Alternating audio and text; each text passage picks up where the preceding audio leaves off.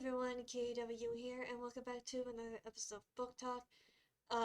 You probably can hear from my voice, I am still actually pretty ill as the time I'm recording this. Hopefully I get really better soon. But I'm trying to take it a little bit easy, but I thought to at least make a Book Talk video. Today we're going to be talking about the third installment of Moral Instruments, which is City of Glass. Um, I have a lot to say about this. Honestly, I love the plot twists and the story development. Honestly, it's actually getting a whole lot better. I feel like the more you read this series, the more of like the plot twists, the characters, and the stories. You know, it's really good. Although I still don't really like the way she did like a break point. It's still kind of there, but you know what? It's whatever. Excuse me. Think so sick.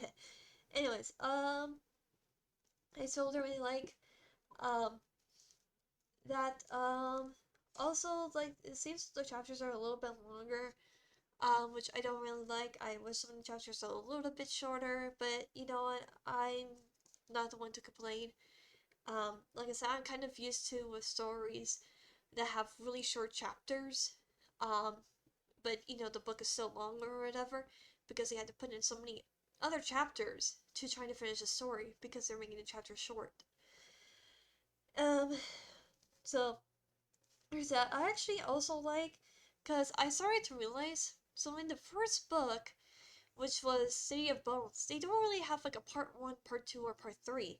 However, when you read book two and three, they do have part one, part two, and part three, and of course an epilogue. I think the second book is the only one so far that has a prologue, so that's interesting. Um, Also, I kind of suspected that the plot was at the end of the first book. Um, I'm not gonna say about it. I kind of already said it, so this is a little bit of minor spoiler. I'm just gonna say for do not believe everything that they say in the first book. Every explanation you're gonna hear, um, is gonna be explained in book two and book three. So there's that, I guess. That's I can say, I think. I don't think that's really a spoiler just because, I didn't believe everything that said in the first book towards the end of the plot twist, even though I much really like the plot twist. It didn't feel right to me. I feel like there's something more to it than what they said at the end of the first book. So I'm really glad in the third book it explains everything. Um, so yeah.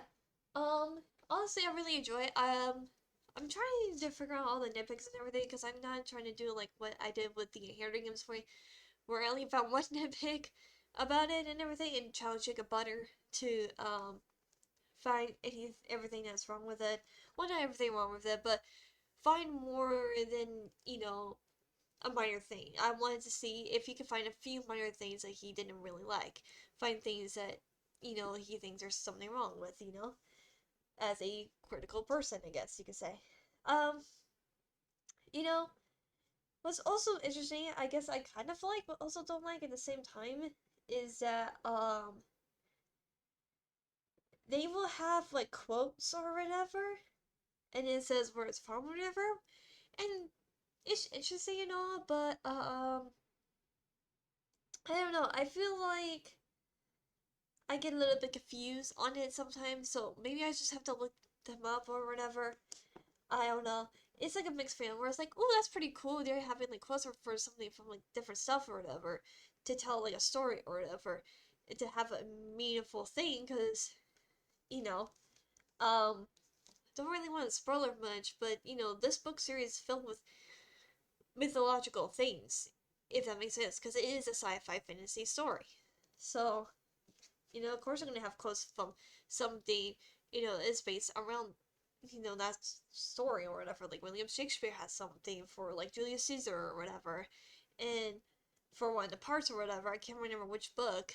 It has is either the second or the third book. Where it had a quote from the Julius Caesar's play or whatever by William Shakespeare or something like that, and I thought that was pretty interesting because it had to do with what's happening in that part of the story. But also at the same time, though, it's just like do I have to look this up to understand why that thing is there? I don't know. It just is really weird. But yeah. Honestly, other than that, I don't really have really much to say. I think honestly, I'm gonna give this um a 9 out of 10. It's getting better. Honestly, I don't know what's the last rating for um the book series I was reading, but yeah, I hope you enjoyed today's episode of Book Talk. Hopefully, I will get better soon, so I don't really sound like this. And I'll see you guys next time. KWM. Goodbye.